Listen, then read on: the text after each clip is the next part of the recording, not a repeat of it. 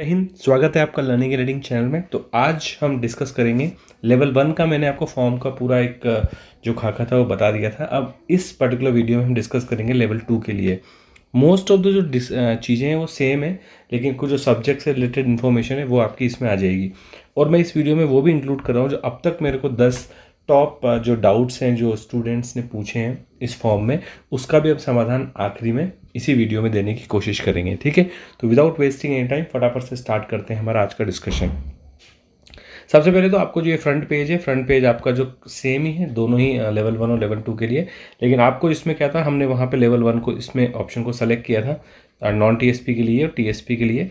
आप अब जैसे फॉर एग्जांपल आप कोई सा भी इनमें से आपकी सब्जेक्ट के हिसाब से साइंस मैथ्स का है या संस्कृत का है, एसएसटी का है, आप सेलेक्ट कर सकते हो। कोई भी एक आप इसमें क्लिक कर सकते हो। डिटेल्स आपकी सेम ही रहने वाली हैं। फिर हम पहुँचेंगे आपकी पहले पेज पे जो आपका होगा। यहाँ से आप देखोगे तो ये होगा आपका बेसिक डिटेल्स। बेसिक डिटेल्स में आपको अपना नाम, माता का नाम, अपना जेंडर, वो सब इन्फॉर्मेशन देनी है। इंपॉर्टेंट इन्फॉर्मेशन जो है इसमें वो है कैटेगरी को लेके। आपको ध्यान रखना है कि यहाँ पे अपनी कैटेगरी जो भी है, आपका जो भी सर्टिफिकेट आपके मेंशन है उसको कैटेगरी आपको यहाँ पे मेंशन करनी है, जैसे एससी, एसटी, ओबीसी। और आपको एक चीज़ जो ध्यान रखनी है वो मैं जब क्वेश्चंस लूँगा तभी बता दूंगा कि आपका जो सर्टिफिकेट है वो 9 फरवरी के एटलीस्ट पहले का बना होना चाहिए। उससे मतलब 9 फरवरी तक उसकी वैलिडिटी मिनिमम होनी चाहिए। ठीक है, तो आपको ये ध्यान रखना है। ईडब्ल्यूएस में आपके पास ये ड्रॉप डाउन है, इसमें ऑप्शन केवल आपसे ये पूछा गया है कि आप ईडब्ल्यूएस में वैलिड है कि नहीं है, आप ईडब्ल्यूएस कैटेगरी से बिलोंग करते हैं कि नहीं करते हैं। आपको यहाँ पे केवल यस और नो देना है। ठीक है, विशेष दिव्यांगजन श्रेणी में मैंने आपको बता ही दिया। यहाँ पे आपको जो भी आपकी फिजिकल हैंडीकैप की श्रेणी है वो आप भर सकते हो। क्लिक करोगे तो ड्रॉप डाउन होगा यहाँ पे, उसके करस्पॉन्डिंग आपकी यहाँ पे सब स्पेशल कैटेगरी आ जाएगी, जैसे आपका ब्लाइंड है या हियरिंग डिसेबल्ड है। और उसके बाद आपको यहाँ पे भरना है आपका परसेंटेज, कितनी परसेंटेज आपकी डिसेबिलिटी है। ठीक है, ये आपका रिलीजन का ऑप्शन है और यहाँ पे आप कर सकते हो। मैरिटल स्टेटस में आपको ध्यान रखना है कि यहाँ पे आपको मैरिटल स्टेटस भरना है। ठीक है, और यहाँ पे को आपको ध्यान रखना है कि ये जो ऑप्शन है आपका कि विवाह में आपने दहेज लिया है वगैरह, आपको यहाँ पे नो, सब में नो भरना है, क्योंकि यस भरोगे तो आपका जो है फॉर्म रिजेक्ट होने के चांसेस है। तो आपको इन सब में जो है नो भरना है। ठीक है, अपना रजिस्ट्रेशन नंबर यहाँ देना है। रजिस्ट्रेशन नंबर को लेके, मैरिज सर्टिफिकेट को लेके काफ़ी डाउट्स थे। लास्ट में मैं डिस्कस करूँगा कि जो सब डाउट्स हैं वो कैसे आप क्लेरिफाई करने हैं। लेकिन अगर आपने अभी तक नहीं बनवाया तो फटाफट से बनवा लें। यहाँ पे आपका जो है ये मैंडेटरी फील्ड है, तो आपका सर्टिफिकेट नंबर यहाँ पे आपका लगेगा। उसके बाद आपको ध्यान रखना है कि आपको बच्चों का यहाँ पे अपना बताना है कि कितने आपकी संतानों की विवरण देना है। तो यहाँ पे आपको उसका सम बताना है। तो कोशिश आप यहाँ पे यही करना कि 2 ही आपको सम रखना है, 2 से ज़्यादा में चांसेस है कि आपका फॉर्म रिजेक्ट हो सकता है। ठीक है, यहाँ पे अपना मोबाइल नंबर दें। मोबाइल नंबर वही दें जो आपका आधार से लिंक्ड है और जिस पे आपको अगर कुछ डिटेल से नोटिफिकेशन आता है। मतलब टोटल मिला के आपको एक्टिव मोबाइल नंबर ही यहाँ पे देना है। ठीक है, ईमेल आईडी आपकी जो भी जिस एसएसओ का अकाउंट आपका जिस भी ईमेल आईडी से बना हुआ है वो यहाँ पे ऑटोमेटिक आ जाएगा। ठीक है, उसके बाद आधार आईडी आपको देना है। जन आधार आईडी जो है ऑप्शनल है, अगर आपके पास है तो आप दे सकते हैं, वरना ये जो है आपका ऑप्शनल फील्ड रहेगा। उसके बाद आते हैं हमारे सेक्शन पे। आपको जो है मैंने आपको बताया था ये वाला ऑप्शन लेवल 1 में हमने डिस्कस कर ही लिया था कि टीएसपी कैटेगरी के जो स्टूडेंट्स हैं वो भी नॉन टीएसपी में अप्लाई कर सकते हैं। तो उनके लिए ये ऑप्शन दिया गया है कि आप टीएसपी के कैंडिडेट होके एनटीएसपी तो अप्लाई नहीं कर रहे हो, तो यहाँ पे आप करस्पॉन्डिंग चूज़ कर सकते हो। इन जनरल आपको यहाँ पे, क्योंकि ये फॉर्म जो है हमने एनटीएसपी के लिए खुला है, तो आप यहाँ पे नो भर सकते हो। एड्रेस अपना आपको देना है। एड्रेस आपको यहाँ पे करेक्ट देना है जिस एड्रेस पे आप स्टे करते हो। ठीक है, कोरेस्पॉन्डेंस एड्रेस, जहाँ पे अगर आपको कल से कुछ पत्राचार किया जाए तो आपके पास वो डॉक्यूमेंट या वो लेटर आपके घर तक पहुँच सके, वो एड्रेस आपको देना है। इनकेस आपके जो कोरेस्पॉन्डेंट एड्रेस और परमानेंट एड्रेस सेम है तो आपको चेकबॉक्स यहाँ पे क्लिक कर देना है। तो आप जो भी यहाँ पे भरेंगे वो यहाँ पे क्या होगा, एज इट इज़ कॉपी हो जाएगा। ठीक है, ये हो गया आपकी बेसिक डिटेल्स। अब आ जाते हैं आपकी पर्सनल डिटेल्स पे, जो है आपका सेकंड कैटेगरी फॉर्म की। वहाँ पे आपको अपनी जो नेशनलिटी है वो भरना है। नेशनलिटी आप यहाँ पे ऑब्वियसली इंडियन भरोगे। गृह राज्य आपको ध्यान रखना है कि अगर आपका जो मूल निवासी प्रमाण पत्र जहाँ का है, अगर आपका राजस्थान का है तो आप राजस्थान भरिए, वरना आपका जो भी स्टेट है, यूपी, मध्य प्रदेश, हरियाणा, गुजरात, वो आपको यहाँ पे भरना है। गृह जिला आपका जो भी आप ज़िले में आपका जो तहसील आती है या आप खुद ज़िले में ही रहते हैं तो वो इन्फॉर्मेशन आपको देनी है। ब्लॉक आप छोड़ सकते हैं, तहसील, सिटी, विलेज, गांव ये छोड़ सकते हैं, इसमें कोई दिक्कत नहीं, क्योंकि ये ऑप्शनल फील्ड है।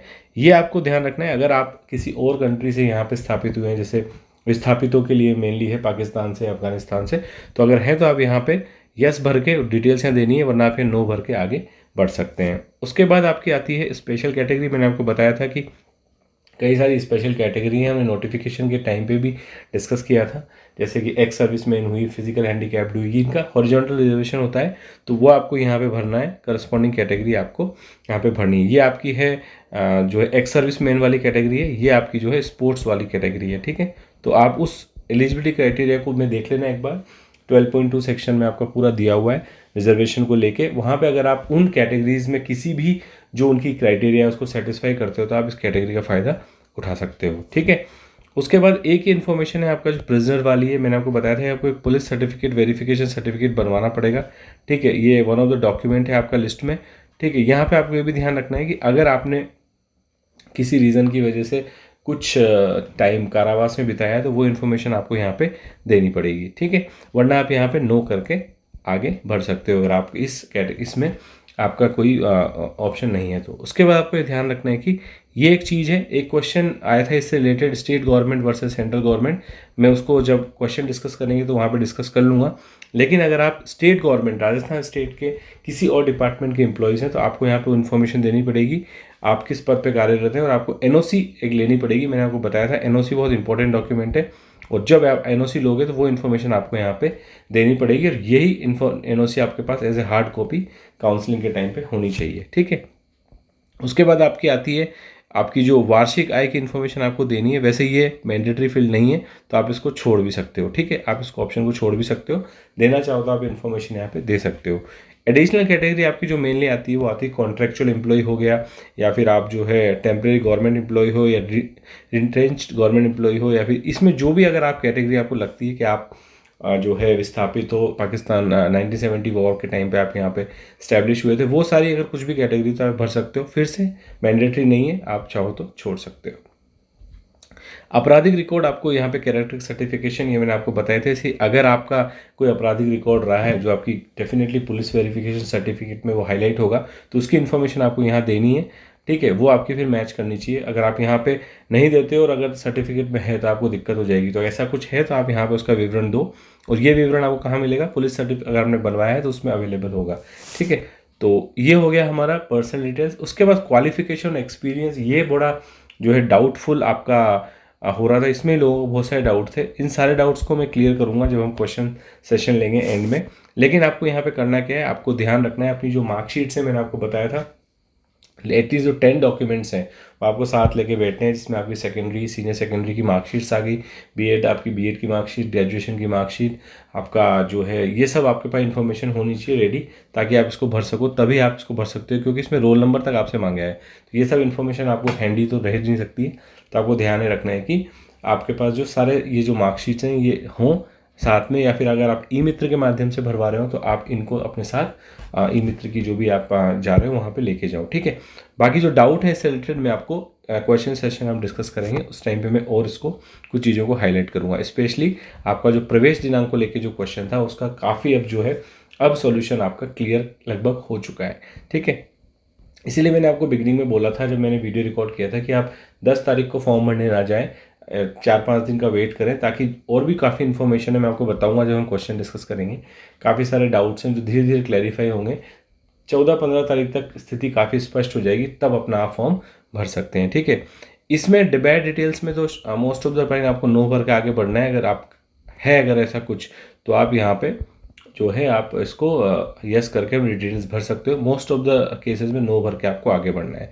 माध्यम आपको ध्यान रखना है कि आपने स्नातक की स्नातकोत्तर की जो आपकी मीडियम रहा है, जो भी आपका मीडियम रहा हो मार्कशीट में मेंशन होगा वही मीडियम आपको यहाँ पे भरना है, क्योंकि ये क्या है बहुत इंपॉर्टेंट होता है। आपकी इन्फॉर्मेशन आपको जब जॉब या आपको जो ऑफर होगा उसके करस्पॉन्डिंग आपको जो है पोस्टिंग दी जाती है, ठीक है, मीडियम के हिसाब से। उसके बाद लेवल 1 का लगभग जो है ये इन्फॉर्मेशन सेम है। यहाँ पर ओनली डिफरेंस है आपका कि जो ग्रेजुएशन वाले है ये भी क्या होता है मैंडेटरी फील्ड हो जाता है। लेवल 1 में मैंडेटरी था नहीं, क्योंकि वहाँ पे ग्रेजुएशन की कोई डिमांड नहीं थी, लेकिन लेवल 2 में ग्रेजुएशन। और एक चेंज आपको मिलेगा वो मिलेगा आपको यहाँ पे अपने वैकल्पिक विषय जो ग्रेजुएशन में आपके हैं उसकी इन्फॉर्मेशन देनी पड़ती है आपको, ठीक है। तो आप अपने 3 सब्जेक्ट यहाँ पे दे सकते हो, ठीक है, ऑप्शनल वैकल्पिक विषय यहाँ पे, और 3 ऑप्शन आपको भरने हैं जो कि आप अपने स्नातक में आपके पास वैकल्पिक विषय के फॉर्म में रहा होगा। इसके रिलेटेड, विषय चुनने के रिलेटेड एक डाउट था, एक क्वेश्चन था, जिसको मैं क्वेश्चन सेशन में डिस्कस करूँगा। यहाँ पे आपको अपना जो ऑप्शनल सब्जेक्ट है वो भर के आगे बढ़ जाना है। सब्जेक्ट रीट में डेफिनेटली लैंग्वेज 1, लैंग्वेज 2 तो आपने जो भी वहाँ भरी थी वो यहाँ भरनी है। स्पेशलाइजेशन सब्जेक्ट यानी कि आपको जो जिस भी सब्जेक्ट में स्पेशलाइजेशन है, साइंस मैथ्स में, एसएसटी में, वो आपको यहाँ पे भरना है। ठीक है। मीडियम एक बार फिर आपको भरना है कि आपके जो स्नातक की पढ़ाई आपने जिस मीडियम से की वो इन्फॉर्मेशन आपको यहाँ भरनी है। ठीक है। यहाँ पे आपका ये जो था ये लेवल 1 में था, लेवल 2 में ये यहाँ पे आ जाएगा। ठीक है। तो ये सेम ही है, ये वाला ऑप्शन यहाँ से उठ के कहाँ पे आ गया आपका, यहाँ पे आ गया है। ठीक है। तो ये बात हो गई हमारी किसकी। अब आ जाती है बहुत इंपॉर्टेंट बात आपकी रीट के मार्क्स की। तो आपको मैंने 90-10 का फॉर्मूला बता ही रखा है। वहाँ से आपको 90% मार्क्स जो है यहाँ पे डालने हैं, आपके जो भी आपके रीट में आए हैं। स्नातक के 10% आपको यहाँ पे डालने हैं। टोटल यहाँ पे मेरे को ऐसा लगता है कि ऑटोमेटिक आ जाएगा, क्योंकि मैं जब फॉर्म भर रहा था तो मैं यहाँ तक पहुँच नहीं पाया था किन्हीं कारणों की वजह से, क्योंकि वो डमी फॉर्म था और डमी फॉर्म में काफ़ी इन्फॉर्मेशन मेरे पास थी नहीं।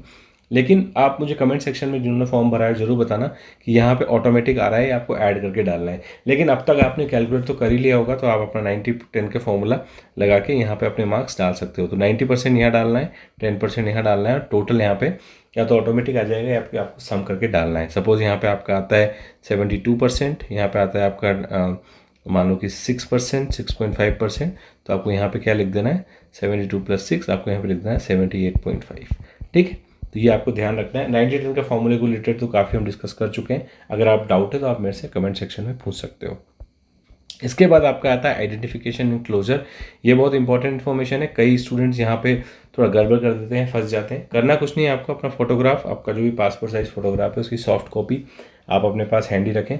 सिग्नेचर आप किसी भी ब्लैंक पेपर पे A4 शीट पे अपने सिग्नेचर करके और उसकी फ़ोटो खींच सकते हैं। फ़ोटो खींच के आपको यहाँ पे डालनी है। जो इंपॉर्टेंट बात ये है कि साइज़ यहाँ पे आपको जो है मेंशन की हुई है, आपकी साइज़ जो है 50 से 100 के बीच में रहनी चाहिए। किसमें, किलोबाइट्स में। ठीक है। और यहाँ पे आपकी जो ये है 20 से 50 के बीच में रहनी चाहिए किलोबाइट्स में। ठीक है। तो नॉर्मली क्या कर सकते हो आप, इसको आप साइज़ को, अगर आपकी नॉर्मल फोटोग्राफ आपने लिया है उसकी, तो आपको क्रॉप करके आप उसकी साइज़ को मैनेज कर सकते हो। ठीक है। आपको क्रॉप करना है और जो उसकी बॉर्डर है, या फिर उसको आप एक चीज़ क्रॉप करके भी कर सकते हो, एक्स्ट्रा जो भी बॉर्डर है वो सब निकाल के, या फिर आप क्या कर सकते हो, उसके जो फोटो है उसकी हाइट और विड्थ जो होती है उसको रिड्यूस कर सकते हो। हाइट को थोड़ा कम कर दोगे, यहाँ से ऐसे इस तरीके से कर दोगे तो ऑटोमेटिकली उसकी साइज़ जो है इस रेंज में आ जाएगी। या आप नॉर्मली किसी भी ई मित्र वाले से करवा सकते हो, या आप खुद भी हो तो माइक्रोसॉफ्ट पेंट में जाके आप इनको कर सकते हो। ठीक है। बस आपको ध्यान रखना है कि साइज़ जो है 20 से 50 के बीच में होनी चाहिए सिग्नेचर की, और 50 से 100 के बीच में होनी चाहिए फ़ोटो की। और फोटो का ध्यान रखना है, क्लियर फोटो लेना, कलर्ड फोटोग्राफ क्लियर आना चाहिए। आपका जो स्कैन कर रहे हो जिस भी टूल का यूज़ करके, फ़ोटो क्लियर आना चाहिए। और एक बार आप रिव्यू करके देख लेना आपका अपलोड होने के बाद फ़ोटो कैसा आ रहा है। अगर विजिबिलिटी सही नहीं है तो अच्छी कैमरे से उसका फ़ोटो खींच के लगाना, क्योंकि कई बार क्या होता है कि फ़ोटो अगर सही नहीं है तो भी चांसेस कि आपके फॉर्म में वो रिजेक्ट हो सकता है, क्योंकि उसमें ब्लरनेस वगैरह है। तो ठीक है। तो ये बहुत इंपॉर्टेंट है, अच्छा फोटो दोनों का लेके आपको इसमें डालना है। ठीक है। उसके बाद आता है आपका ऑप्शन प्रेफरेंस का। ठीक है। प्रेफरेंस में तो मैंने आपको बताया, क्योंकि ये तो इंडिविजुअल है, इसमें कुछ भी हम कर नहीं सकते हैं। लेकिन दो चीज़ों का आप यहाँ ध्यान रख सकते हो। एक तो आप ध्यान रख सकते हो होम डिस्ट्रिक्ट। ठीक है। होम डिस्ट्रिक्ट या फिर नियर आपकी जो डिस्ट्रिक्ट है, अगर आप किसी डिस्ट्रिक्ट से बिलोंग करते हो तो आपको डेफिनेटली वो एज ए फर्स्ट प्रायोरिटी देनी है। उसके बाद नियरेस्ट डिस्ट्रिक्ट या फिर आप जिस डिस्ट्रिक्ट में कंफर्टेबल हो उसमें देना है। और दूसरा आप एक ध्यान रख सकते हो फैक्टर का, वो है नंबर ऑफ़ सीट्स।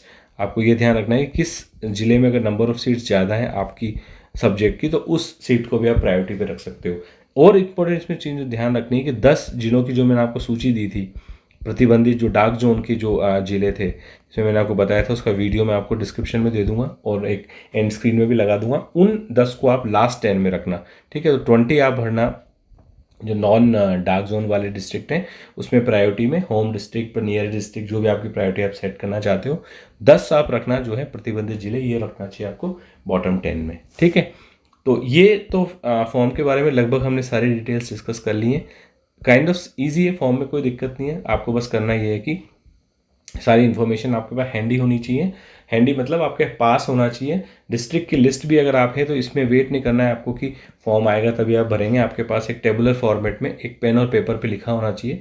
यहाँ के तो आपको क्या एंट्री करनी है, क्योंकि ये जो वेबसाइट होती है उसमें सेशन ओरिएंटेड होती है। अगर आपने बहुत ज़्यादा टाइम लगा दिया तो आपका सेशन भी आउट हो सकता है और फिर आपको पेमेंट वगैरह में दिक्कत आ सकती है। ठीक है, तो एक बात इसमें जो ये होगी, नॉर्मली मैंने यहाँ तक मैं पहुँचा नहीं था, लेकिन मुझे 100% यकीन है कि अगर आप डिस्ट्रिक्ट यहाँ पे कुछ भर देते हो, जैसे आपने यहाँ पे जयपुर भर दिया, तो सेकंड टाइम आपको जयपुर का ऑप्शन नहीं मिलेगा।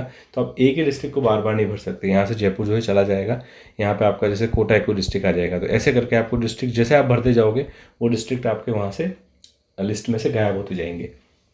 ठीक है, तो होप ये बात आपको समझ में आ गई होगी। अब एक फटाफट से डिस्कस कर लेते हैं आपके टॉप 10 क्वेश्चंस जो मेरे को अभी तक आए हैं, उनके मैं जवाब देने की कोशिश करता हूँ। ठीक है, सबसे पहला डाउट जो मेरे को आया था वो आया था मूल निवासी प्रमाण पत्र को लेके। ठीक है, तो इसमें आपको एक चीज़ ध्यान रखना है, कई लोग बोल रहे थे कि सर मूल निवासी प्रमाण पत्र किस कैटेगरी से बनाया। तो मूल निवासी प्रमाण पत्र में कैटेगरी का कोई जो है आपका मेंशन नहीं होता है उसमें जाति मेंशन होती है, लेकिन उसका कैटेगरी से रिलेशन नहीं है, क्योंकि ये आपका ऐसे कास्ट सर्टिफिकेट यूज़ नहीं होता है। कास्ट सर्टिफिकेट डिफरेंट होता है। ये बस आपको ये बताना है कि आप राजस्थान से हैं या फिर आप अदर स्टेट से हैं। ठीक है, तो मूल निवासी में आपको, और मूल निवासी अगर आपका पुराना है कैसा भी है सब चलेगा। मूल निवासी में कोई आपका वो नहीं होता है। आपके पास अगर 10 साल पुराना भी है तो भी आपका वो वैलिड है। ठीक है, उसके बाद आ जाते हैं हमारा क्वेश्चन नंबर जो था हमारा, जो हमारी जो ये वाला सेक्शन था, ये जिसमें हम हमारी जो सेकेंडरी सीनियर सेकेंडरी की डिटेल्स दे रहे थे, इसमें जो सबसे बड़ी प्रॉब्लम आ रही थी मैंने आपको बताई थी, वो आ रही थी किसकी, आपकी एडमिशन डेट को लेके। एडमिशन डेट को बहुत ज़्यादा दिक्कत आ रही थी क्योंकि ये इन्फॉर्मेशन नॉर्मली अवेलेबल नहीं होती है। तो इसके लिए जो लेटेस्ट आई है वो ये आई है कि आप इसको जो है खाली छोड़ सकते हो। ठीक है, इसमें आप NA डाल सकते हो। NA मतलब नॉट एप्लीकेबल, यानी कि आपको याद नहीं है। या फिर अगर आपको अनकम्फर्टेबल, आप कोई भी डेट डाल सकते हो, 1 साल पहले की, आपकी मई जून की कोई भी डेट डाल सकते हो।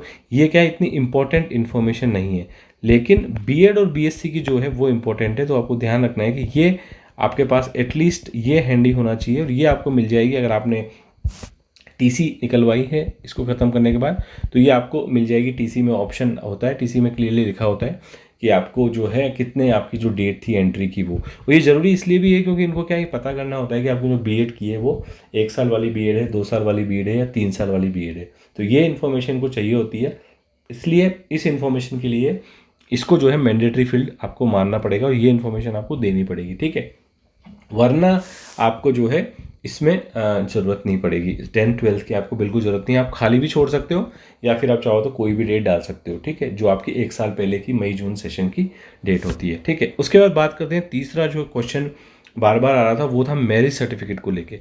ठीक है, ये बहुत ही ज़्यादा जो है थोड़ा सा कन्फ्यूजन क्रिएट कर रहा था। इसमें जो है थोड़े बहुत डाउट ये भी थे जो मैं आपको बता देता हूँ। एक तो क्या था, इसमें मैरिज सर्टिफिकेट जो है चाहिए तो मैंडेटरी है, मैंने आपको बताया था फील्ड मैंडेटरी है। अगर आपने अप्लाई नहीं किया है तो प्लीज़ अप्लाई कर दो और फटाफट से बनवा लो, क्योंकि आपको फॉर्म में मैरिज सर्टिफिकेट का नंबर देना है। ठीक है, और वो मैंडेटरी फील्ड है, आप फॉर्म सबमिट ही नहीं कर पाओगे अगर आपके पास सर्टिफिकेट नहीं है। तो मैरिज सर्टिफिकेट बहुत इंपॉर्टेंट है। ठीक है, लेकिन आपको जो इसमें ध्यान रखना है, एक प्रॉब्लम जो आ रही थी वो आ रही थी, 3 इसमें मेजर प्रॉब्लम आ रही थी निकल के, कि विडो, डिवोर्स, ये जो हैं या फिर ऐसे जो कपल्स हैं जो विडो हैं ना डिवोर्स हैं बट फिर भी अलग अलग रह रहे हैं किन्हीं कारणवश, तो इनको ये कैसे सर्टिफिकेट बनवाएंगे? क्योंकि सर्टिफिकेट अगर बनवाना है तो या तो ये तो आपका होना चाहिए बना हुआ, नहीं है तो इस केस में आप कैसे बनवाओगे, और अलग रह रहे हैं तो भी कैसे बनवाओगे? क्योंकि सर्टिफिकेट वाले केस में दोनों का उस मौजूदा जहाँ भी आप अथॉरिटी से बनवा रहे हो वहाँ पे उपस्थित होना ज़रूरी है। इस केस में मुझे ऐसा लग रहा है कि गवर्नमेंट ने सोचा होगा कुछ ना कुछ तो डेफिनेटली, इसका कोई ना कोई रास्ता ज़रूर निकलेगा इस वाले सिनारियो में कि आपके पास ऐसी कुछ सिचुएशन आ जाती है तो फिर कैसे होगा। तो इसका कोई ना कोई रास्ता ज़रूर निकलेगा। वेट करो आप, जब तक हेल्पलाइन नंबर पे बात भी कर सकते हो और 5-6 दिन वेट भी कर सकते हो, और वेट करना ही पड़ेगा।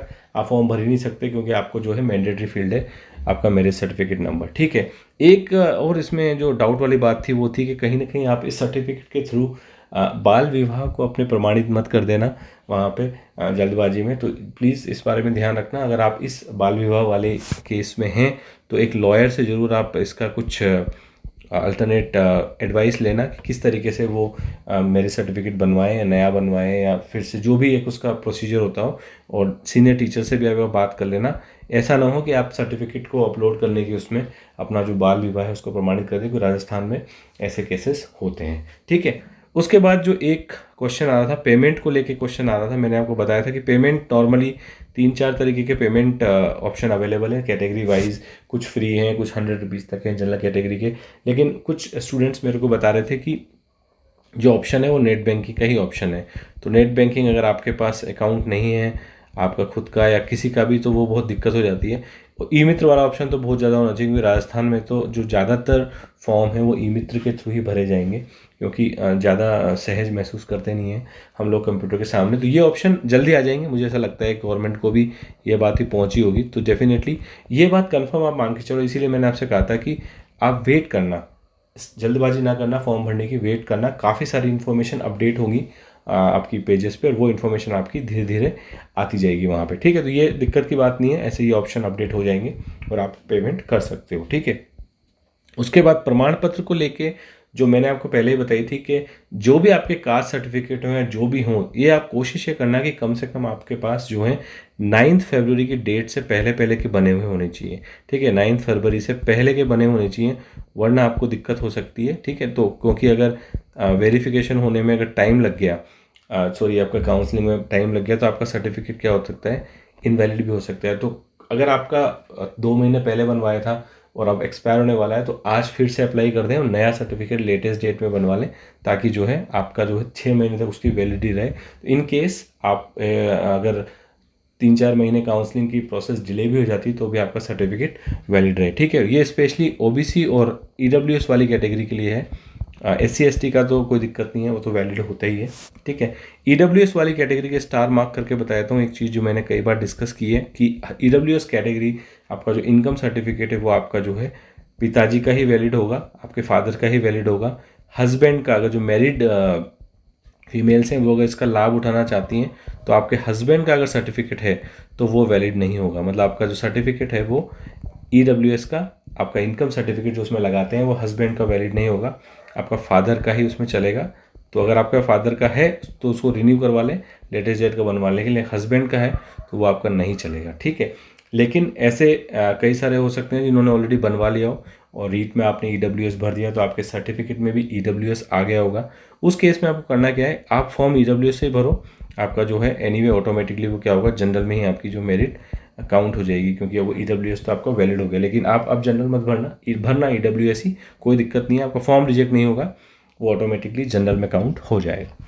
उसके बाद आते हैं छठा, जो आपका मेन क्वेश्चन आ रहा था वो आ रहा था आपका स्टेट गवर्नमेंट वाले जो बोल रहे थे कि सेंट्रल गवर्नमेंट वाले हैं उनके लिए ऑप्शन नहीं है एनओसी वगैरह का, तो केवल स्टेट गवर्नमेंट वालों के लिए ऑप्शन दे रखे हैं, हमने देखा भी था।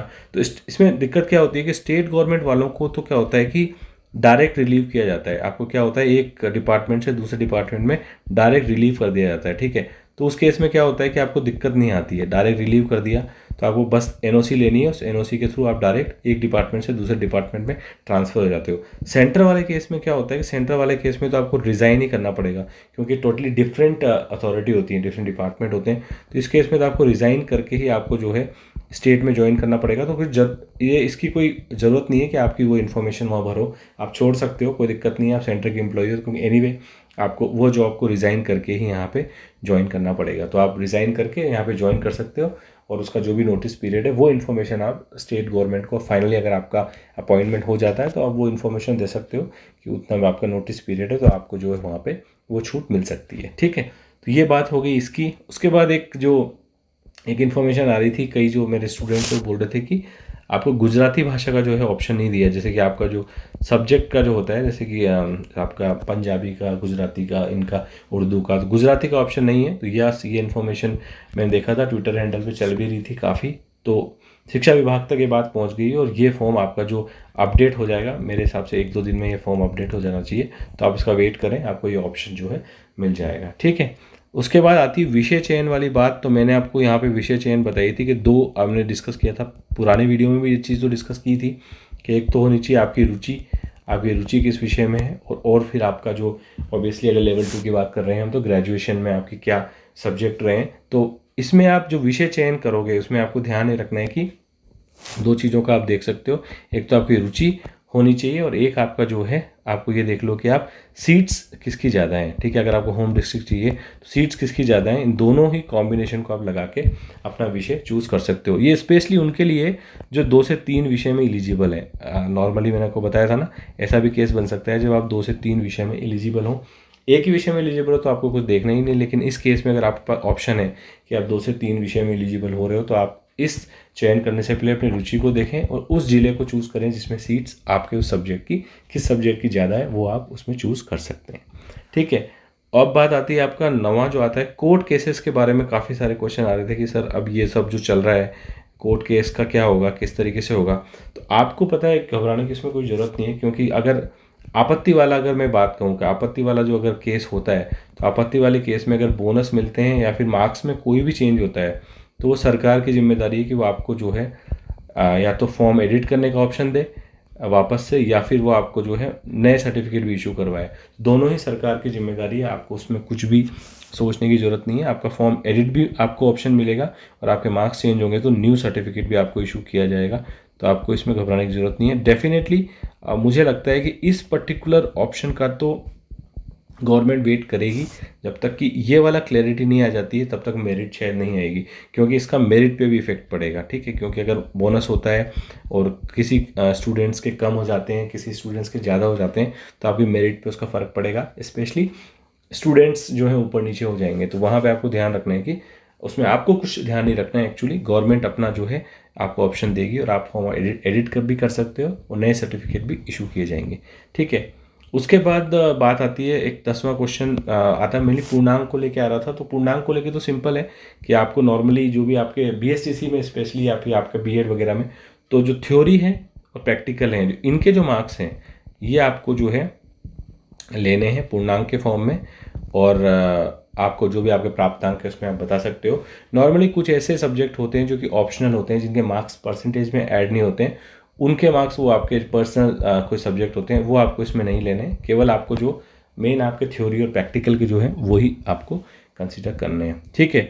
उसके बाद एक लास्ट आपका जो क्वेश्चन आता है वो आता है सर्टिफिकेट को लेके कि अब ये सर्टिफिकेट जो है आपके कब तक आएंगे। तो मैंने अभी जो रिसेंटली वीडियो बनाया था, अगर आप मैं उसका लिंक भी डिस्क्रिप्शन में दे दूंगा, उसमें मैंने आपसे डिस्कस किया था कि कुछ तथ्यों के साथ कुछ स्नैपशॉट मैंने शेयर किए थे। उसमें मैंने बताया था आपको कि लेवल 1 का जो है वो प्रिंट हो चुका है, ठीक है। लेवल 1 के सारे प्रिंट हो चुके हैं, लेकिन लेवल 2 के अभी तक जो है प्रिंट नहीं हुए हैं। लेवल 2 का इन प्रोसेस है, ठीक है। ये वाले जो है आपकी प्रिंटिंग इन प्रोसेस है। तो इस सिनारियो में होगा क्या कि आपको लगभग 1 वीक का टाइम और लगेगा, और ये आपको जो है उसमें ये भी उन्होंने क्लियरली बोला था जो बोर्ड के अध्यक्ष थे कि आपके जो सर्टिफिकेट हैं वो सेंटर पे ही मिलेंगे, ठीक है। जो लास्ट टाइम जैसा हुआ था वैसा ही कुछ होने वाला है। आपको जो या तो आपके होम डिस्ट्रिक्ट में कोई ना कोई सेंटर एक डिसाइड कर ले जाएगा, आपको वहाँ जाके ही आपको कलेक्ट करने पड़ेंगे आपके सर्टिफिकेट, ठीक है।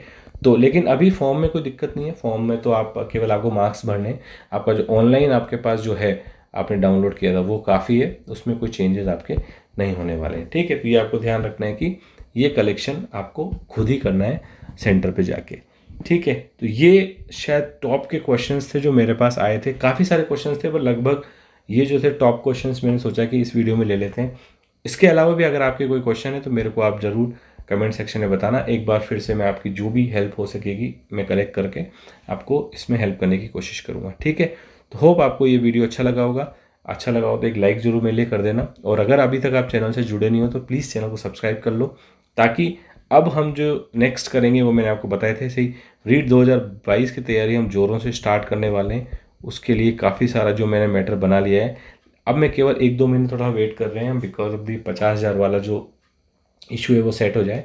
उसके बाद हम हमारे चैनल पे आपको मैथ्स, साइंस, सीडीपी और इंग्लिश के लिए मैं आपको प्रॉपर तैयार करूँगा, और मेरी गारंटी है आपको कि आप एक बार ज्वाइन करके कुछ वीडियोस को ज़रूर देखना। आपको आइडिया लगेगा कि जो क्वालिटी है वो कंटेंट की बहुत अच्छी रहने वाली है, ठीक है। तो नहीं जुड़े हैं तो अभी तक जुड़ जाएं ताकि आपको इसका फ़ायदा मिल सके। और ये सब क्या होगा, फ्री ऑफ कॉस्ट होगा, आपसे कोई भी इसके लिए फ़ीस नहीं ली जाएगी, ठीक है। तो जुड़ जाइए चैनल से और फिर मिलेंगे इसी तरह की किसी नेक्स्ट वीडियो में। तब तक के लिए बाय बाय, टेक केयर, जय हिंद।